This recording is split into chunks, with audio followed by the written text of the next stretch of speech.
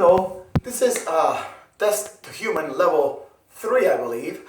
And in this program, we will continue trying to help you become a better standing human. Just like in the other two iterations, we're gonna start playing with different variations of the bridge and the plank, and then we're gonna work on getting from sitting to kneeling, and then we're gonna work on the opposite, right? Coming down from the from standing to plank positions. Okay, in two different ways. So again, it's gonna be 6 exercises. So we've been hammering the bridge, right? We've been hammering the bridge, and we talked about just a regular bridge, and then we talked about a regular bridge coming to a one-leg stance, right? To a one-leg bridge, and here we start seeing a lunge position, which is an integral part of getting up and down. But now, once we're here, let's start working on strengthening that hip in that one leg at a time type scenario by doing one-leg bridges. Come up and then come back down. Just like in the two-leg bridge, you don't want to see a change between the relationship of your hip and your rib cage. You want everything to move down together, and basically all the movement to happen through that hip joint, not through the torso. Not really. I mean, there's movement happening up here in your neck, upper thoracic spine area, but not from here to here, right? Through here. That's pretty much it. That's the one-leg bridge, right? I mean, again, we need to get good at being able to come up and down here. Then be good at just being here without the hip moving around. And then once that's easy, now we're gonna start playing with up and down on one leg. Okay? Fairly simple. Well, not simple. Yes, simple, but hard to do. That's a better way of saying it. Now, we talked about rocking into a knee plank. And we talked about pushing off the ground into an elbow plank. Now I'm going to talk about getting into a hand and foot plank. And the easiest way I found to teach people how to get into this hand and foot plank is the basically push plank. Let's call it that, a push plank. So we're going to start in this kind of rocking position. Notice I'm not like this, like when I was going to a knee plank. I am on my toes now because, as you guessed it, I'm going to come up into basically a push-up position. So I'm going to drive myself through my toes into a plank position. And yes, this can be called a push-up position too. It's the same thing. It's a plank, except I'm on my hands instead of on my feet. Now, this is going to be hard if you haven't done a lot of these, right? It's also going to be hard if you haven't done some of these. But if you've been practicing those first two for a while, it shouldn't be that big of a jump, right? We want to make sure that, again, our spine moves as a unit. We're kind of locked in from this position.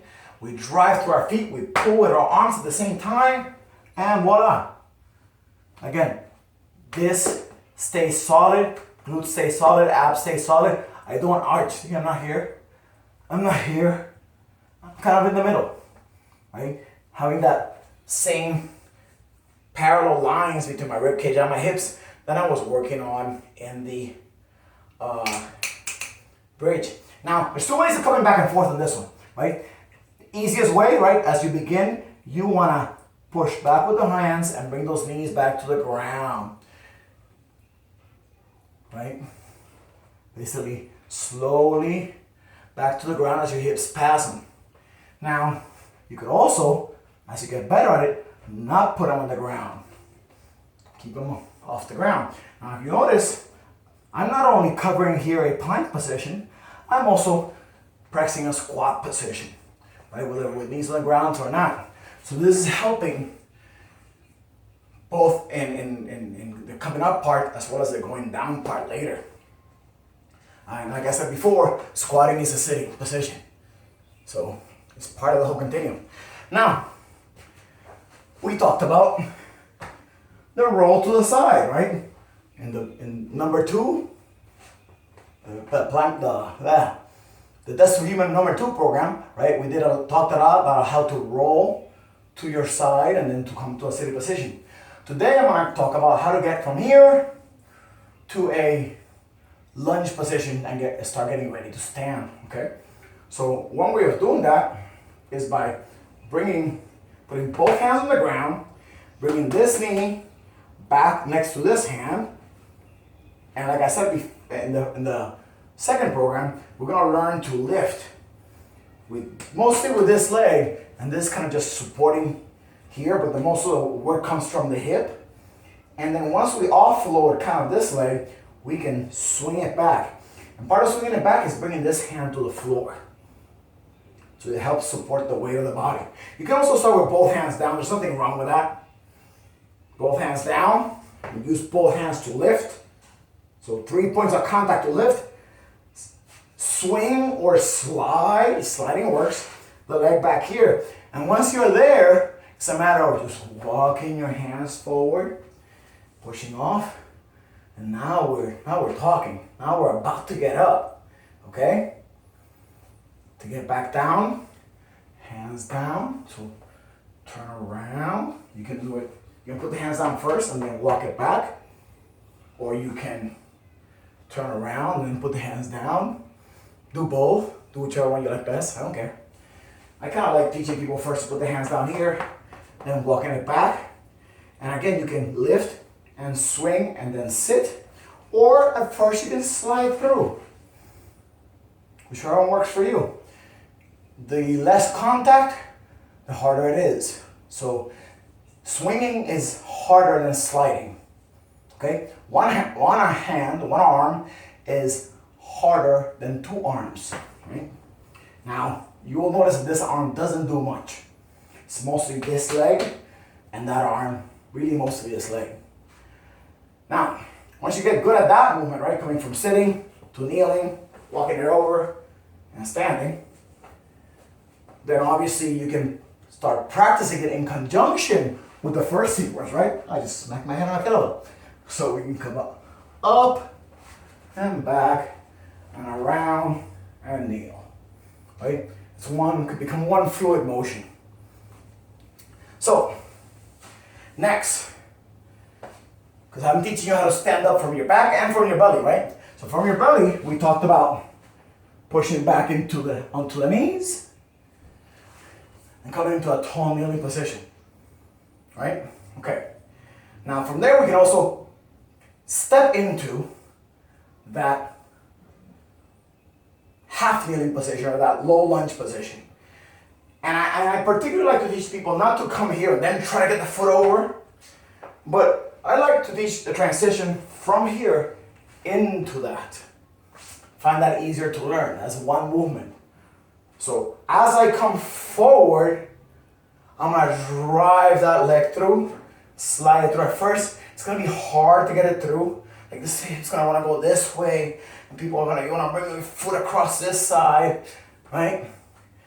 If you have had a really hard time, have to turn and bring the foot across, maybe you have to work in the other steps we've kind of worked on before you get to this one, okay? Those bridge positions, those assisted lunge, reverse lunges, that will help. Getting good at those will help make this transition way easier. There's one thing that we can do if you're good at, at holding this, for example. If you're already good at holding this and doing a bridge march without much of anything happening through here, and you're already pretty good at holding onto something and doing a reverse lunge, or even just without holding on to something, you're already pretty good at reverse lunges, but you can't find a way to really get that hip through easily, get some assistance, right?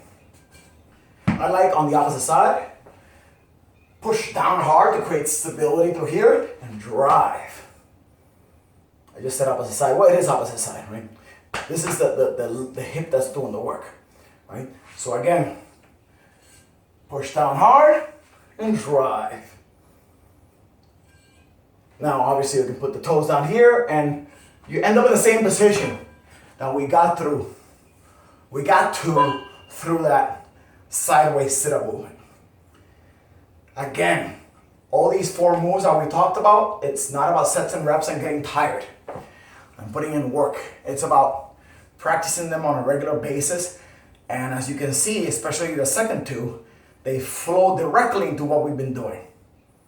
You know, it's just a build-up process. You can work it as a whole movement from laying on your back to getting to a kneeling position, or your stomach to kneeling, right? Or you could just break it up in pieces and work on it that way. Now, like I said, we're also gonna work on how to get down, right, from standing. So we're gonna do two different strategies. We kind of worked on this, right?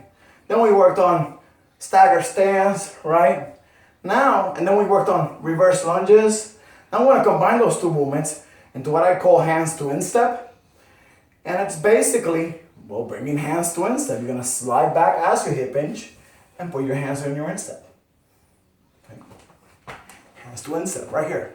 Now, in yoga circles, often done to here, right? Both hands on your sides. And then from there, you bring the leg back.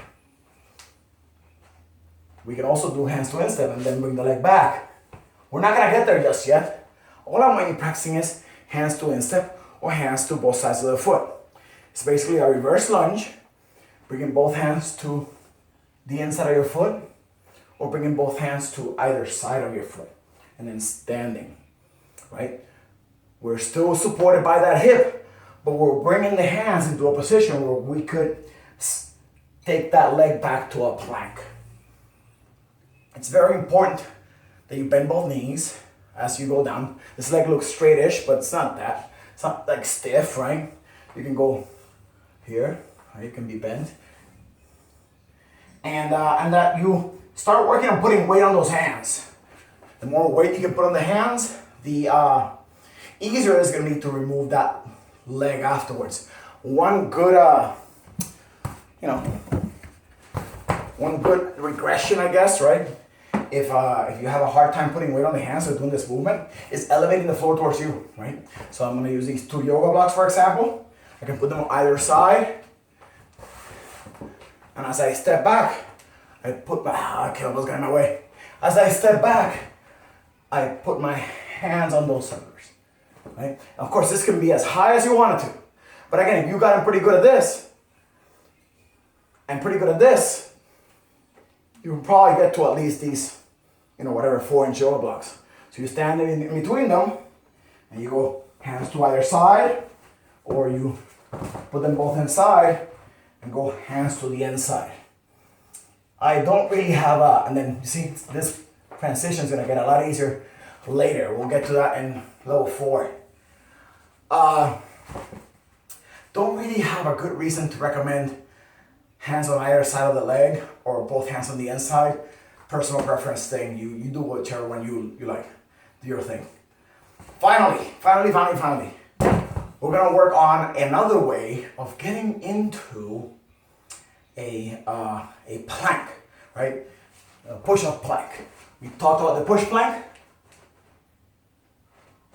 That is one of the two most successful ways I've taught people how to get into a correct plank. And again, I never teach people how to hold a plank forever, right? That's not something I give people in exercise programs, but I rather teach people how to get in and out of the plank easily, or fluidly, or in a coordinated manner.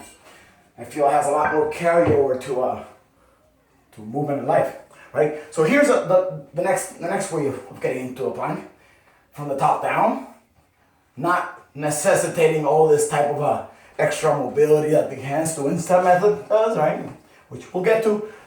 I'm sorry I'm showing you future things, telling you not to do them. You can do them if they're easy, okay? But if they're hard, don't. Just have patience.